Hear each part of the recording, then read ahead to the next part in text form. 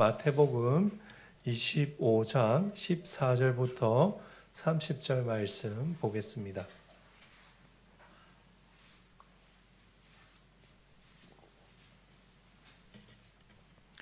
마태복음 25장 14절부터 30절 한 절씩 교독하겠습니다. 또 어떤 사람이 타국에 갈 때 그 종들을 불러 자기 소유를 맡김과 같으니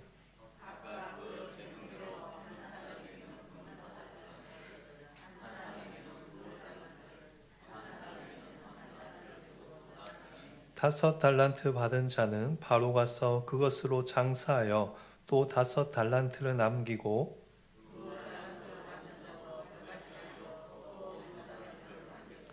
한 달란트 받은 자는 가서 땅을 파고 그 주인의 돈을 감추어 두었더니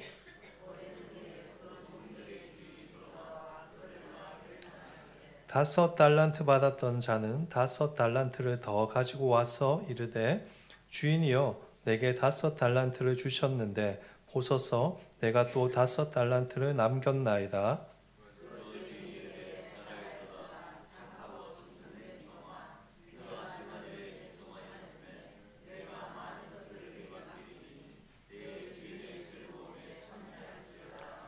두 달란트 받았던 자도 와서 이르되 주인이여 내게 두 달란트를 주셨는데 보소서 내가 또 두 달란트를 남겼나이다.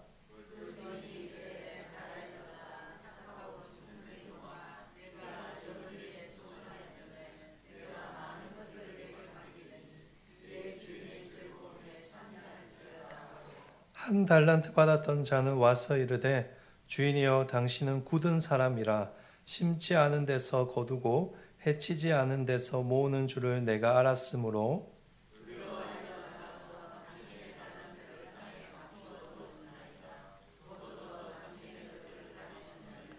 그 주인이 대답하여 이르되 악하고 게으른 종아 나는 심지 않은 데서 거두고 해치지 않은 데서 모으는 줄로 네가 알았느냐?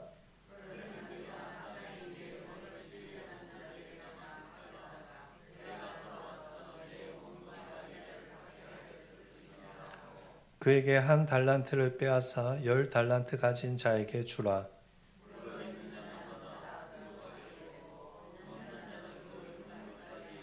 같이 읽겠습니다. 이 무익한 종을 바깥 어두운 데로 내쫓으라. 거기서 슬피 울며 아니라 아멘. 네, 말씀 전에 짧게 강구하도록 하겠습니다. 내일 경북로의 여전도에 원래 모임이 있다고 그렇게 목요일 10시 20분에 출발하신다고 합니다. 참여하시는 분들은 10시 20분까지 교회로 오셨으면 좋겠습니다. 오늘 우리가 살펴볼 마태복음 25장 14절부터 30절의 말씀은 예수님께서 말씀하신 달란트 비유에 관한 말씀입니다. 그 비유의 내용은 다음과 같습니다. 어떤 한 사람이 있었는데 이 사람이 멀리 타국에 가게 되었습니다. 그래서 세 명의 종들에게 자신의 소유를 맡겼습니다. 첫 번째 사람에게는 5달란트, 두 번째 사람에게는 2달란트, 그리고 나머지 사람에게는 1달란트를 맡겼습니다. 그렇게 시간이 오래 흘러 주인이 다시 돌아오게 되었고 결산을 하게 되었습니다. 결산을 하고 보니 5달란트를 맡은 사람은 열심히 장사를 해서 5달란트를 남겼고 2달란트를 맡은 사람도 열심히 장사를 하여 2달란트를 남겼습니다. 그러자 주인은 두 종을 향해 똑같이 인정하며 칭찬하였습니다. 오늘 본문 21절과 23절을 보시면 똑같은 말을 하고 있음을 발견할 수 있습니다. 21절입니다. 잘하였도다 착하고 충성된 종아 내가 적은 일에 충성하였음에 내가 많은 것을 내게 맡기리니 내 주인의 즐거움에 참여할지어다. 그런데 그렇게 칭찬을 받던 사람들을 보고 한 달란트를 받은 나머지 한 종이 주인에게 와서 이야기를 하였습니다. 24절과 25절 말씀입니다. 한 달란트 받았던 자는 와서 이르되 주인이여 당신은 굳은 사람이라 심지 않은 데서 거두고 해치지 않는 데서 모으는 줄을 내가 알았으므로 두려워하여 나가서 당신의 달란트를 땅에 감추어 두었나이다. 보소서 당신의 것을 가지셨나이다. 종이 주인에게 뭐라고 하는가 하면 자신이 맡은 달란트를 땅에 감추었다고 당당하게 이야기를 하였습니다. 왜 이렇게 당당할까요? 자신만의 이유가 있기 때문입니다. 그 이유가 무엇입니까? 내가 보기에 주인 당신은 굳은 사람이라는 것입니다. 24절에 보시면 이 종이 주인에게 주인이여 당신은 굳은 사람이라 라고 말하지 않습니까? 여기서 굳은 사람이란 표현은 인정사정도 없는 완악한 사람이라는 뜻입니다. 24절에 굳은 사람이라는 표현 뒤에 보시면 종이 자신의 주인을 어떻게 굳은 사람으로 생각하였는지가 더 명확하게 드러납니다.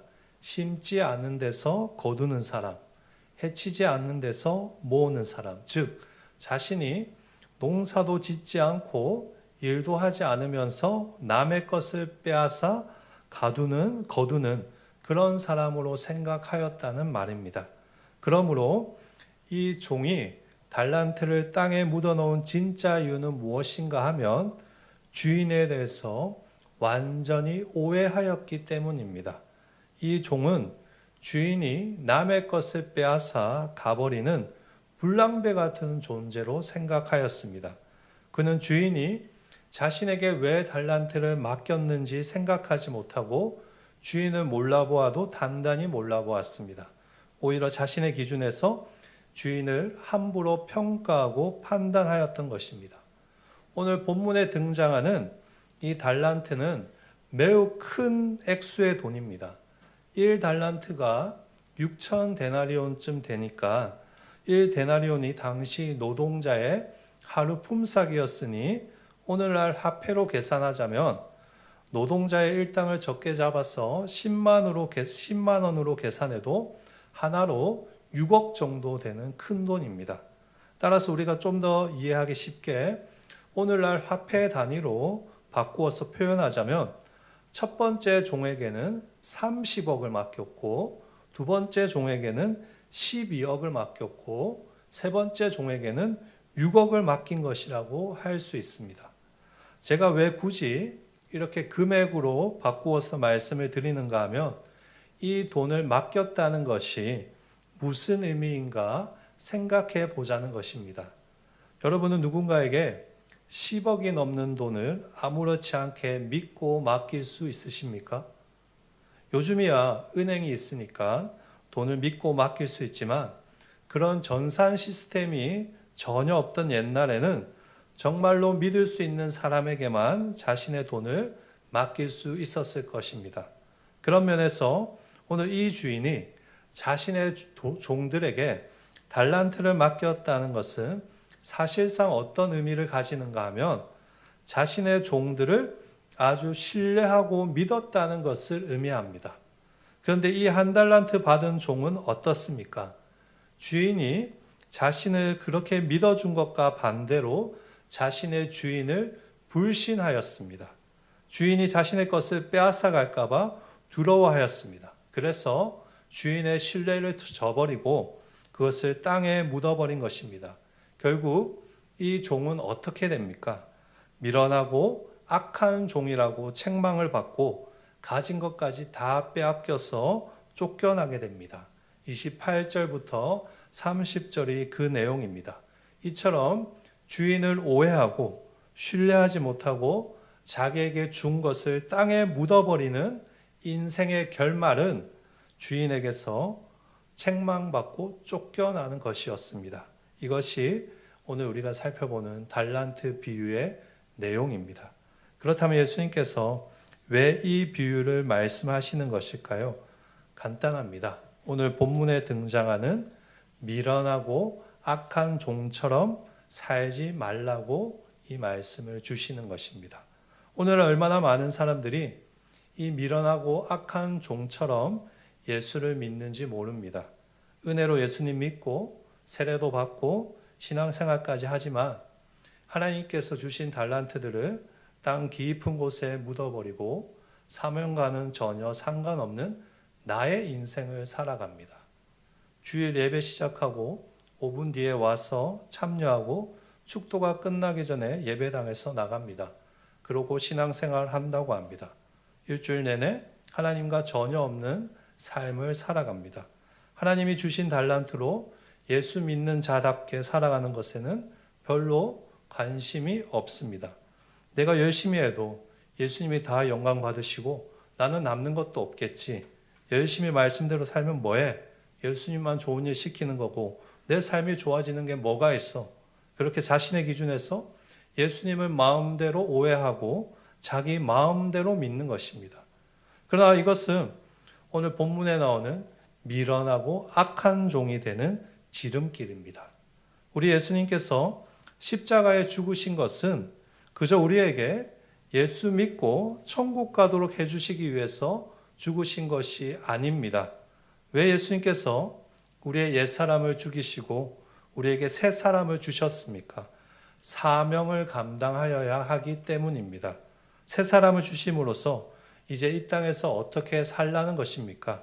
주님 오시기 전까지 새 사람으로 나에게 주신 달란트로 하나님이 주신 사명을 감당하며 살아가야 하는 것입니다. 물론 각자에게 주어진 달란트가 다 다릅니다. 어떤 사람은 5달란트, 어떤 사람은 2달란트, 어떤 사람은 1달란트를 주십니다. 내 달란트가 큰지 네 달란트가 큰지 그렇게 싸울 필요가 없습니다.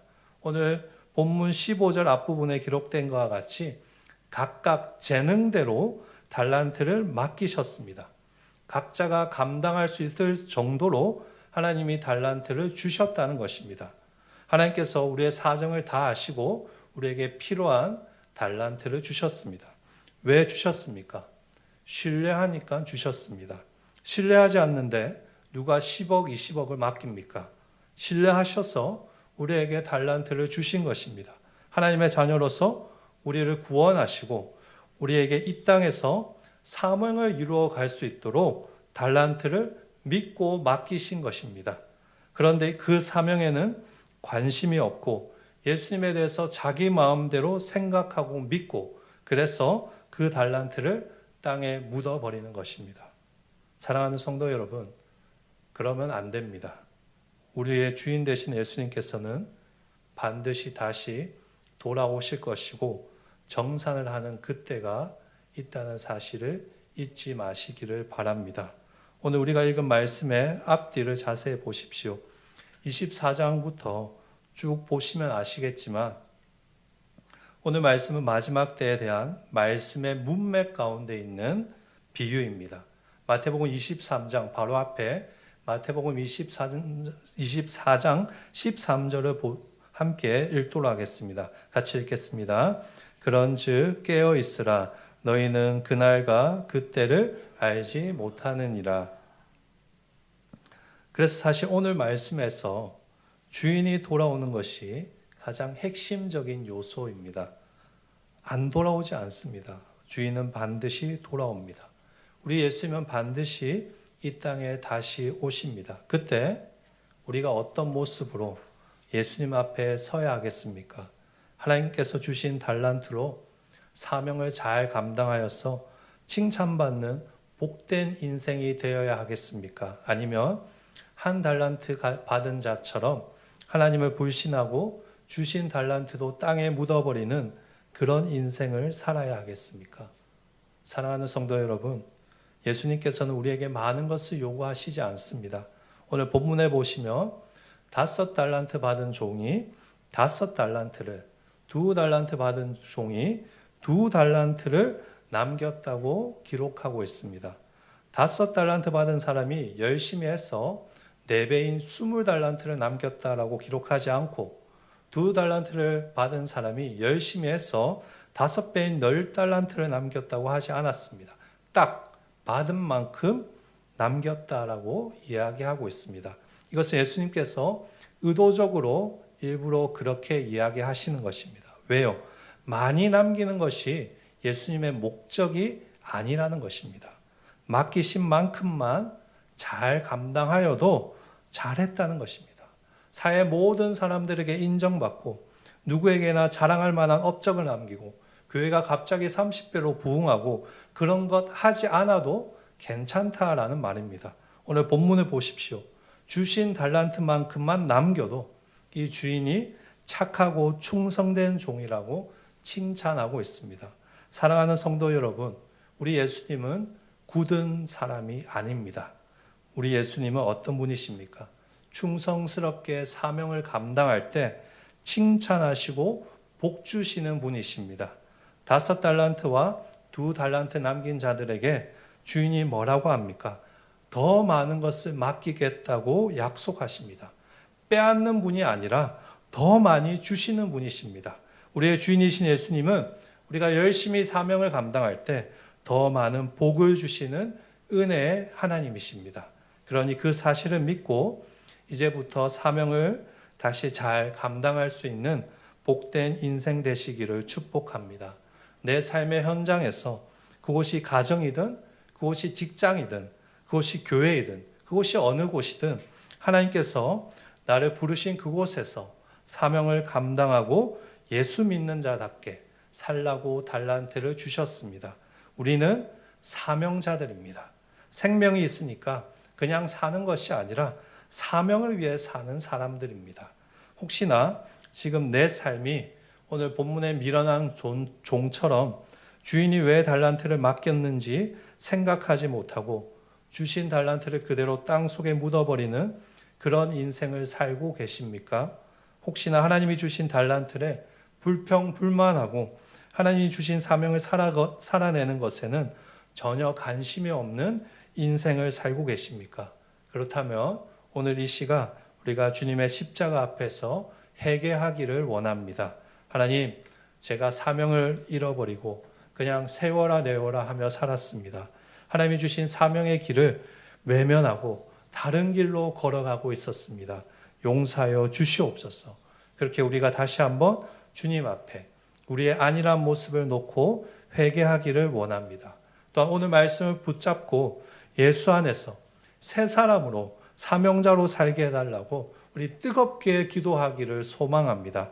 하나님 주신 달란트로 하나님께 영광 돌리는 그런 인생 되게 하여 주시옵소서. 하나님 새 사람으로서 이 세상 가운데 주의 사명을 감당하는 복된 그리스도인 되게 하여 주시옵소서. 그렇게 우리가 함께 하나님 앞에서 뜨겁게 기도할 때 하나님께서 우리 가운데 다시 사명의 불길을 일으켜 주실 줄 믿습니다. 말씀을 맺겠습니다. 오늘 우리가 달란트 비유를 통해서 하나님께서 주신 달란트에 대해서 깊이 생각해 보았습니다. 오늘 말씀을 통해서 오늘 예배 참여한 우리 모든 성도들이 다시 한번 도전을 받고 주님 앞에서 사명의 길을 다시 힘차게 걸어가는 복된 성도님들 되시기를 축복합니다. 그래서 이 세상에서 하나님께서 주신 사명을 잘 감당함으로 주님 다시 오셔서 정산하실 때 착하고 충성된 종이라고 칭찬받을 수 있는 그런 우리 복된 한일교회 모든 성도님들 되시기를 주의 이름으로 간절히 축복하고 축원합니다. 아멘. 찬양하도록 하겠습니다. 찬송가 150장입니다.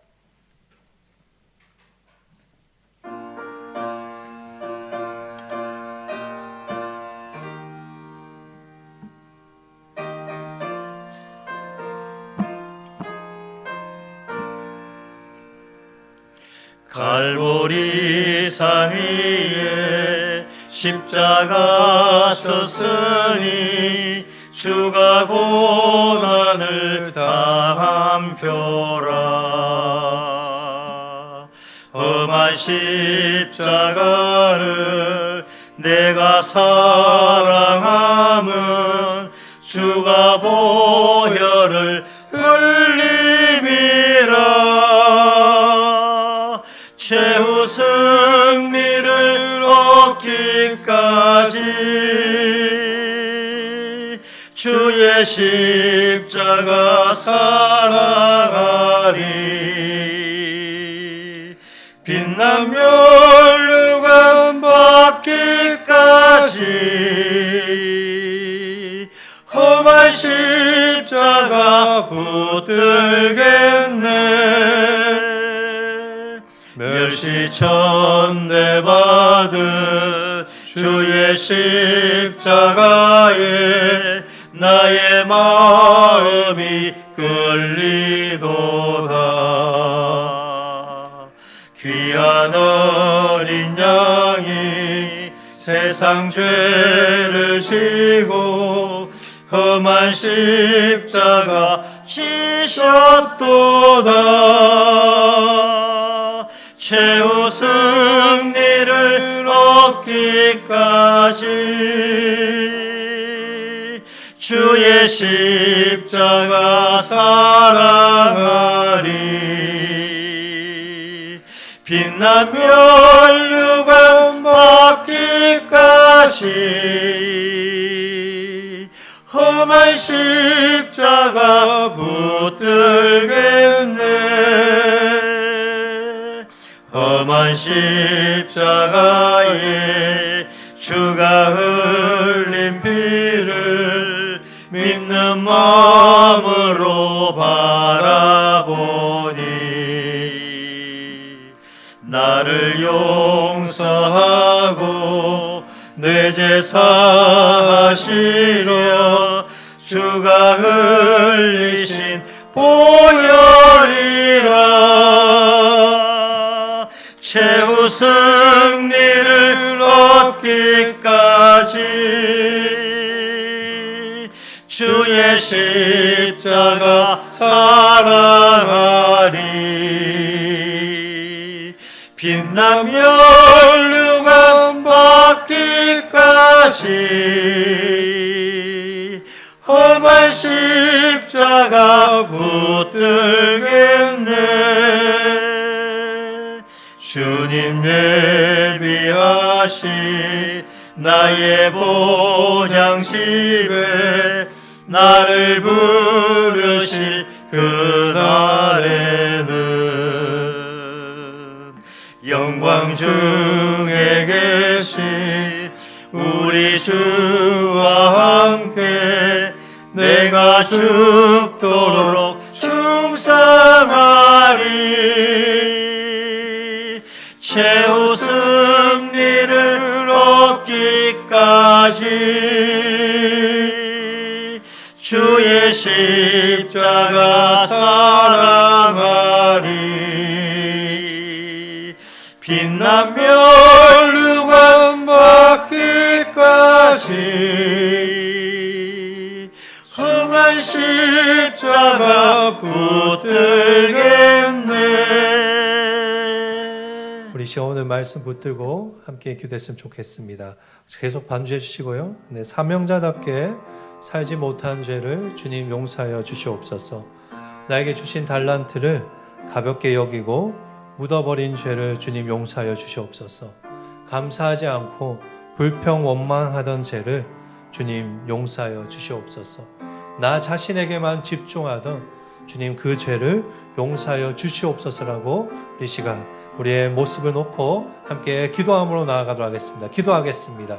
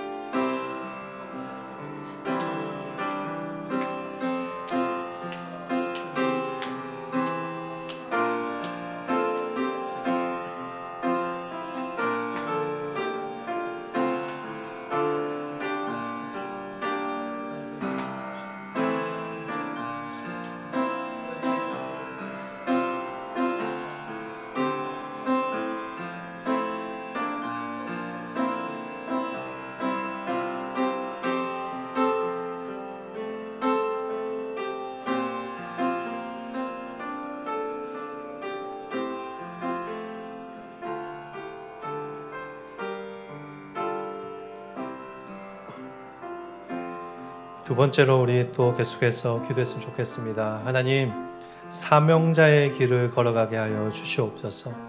내 삶의 현장에서 하나님의 뜻을 행하는 삶을 다시 한번 살게 하여 주시옵소서. 주님 오실 때까지 충성스럽게 사명을 감당할 수 있는 그리스도인 되게 하여 주시옵소서. 하나님, 하나님께서 주신 사명으로 하나님의 사명을 기쁨으로 감당하는 우리 하늘교회 되게 하여 주시옵소서라고, 하나님 우리 안에 다시 한번 사명의 불길이 타오르게 해달라고 우리 다시 한번 주여 한번 외치고 기도함으로 나아가도록 하겠습니다. 주여!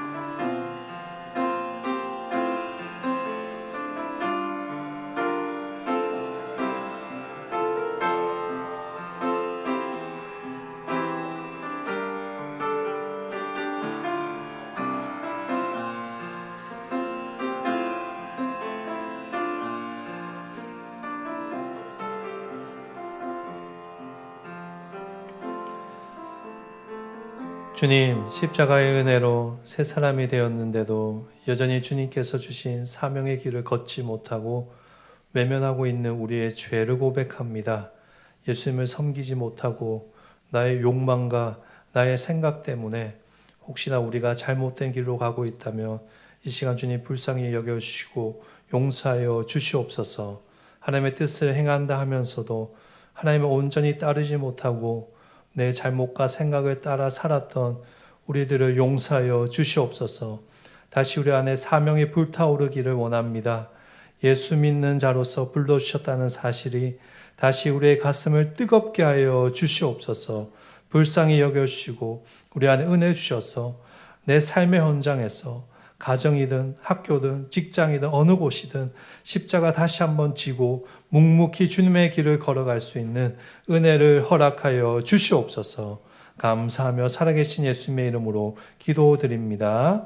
아멘.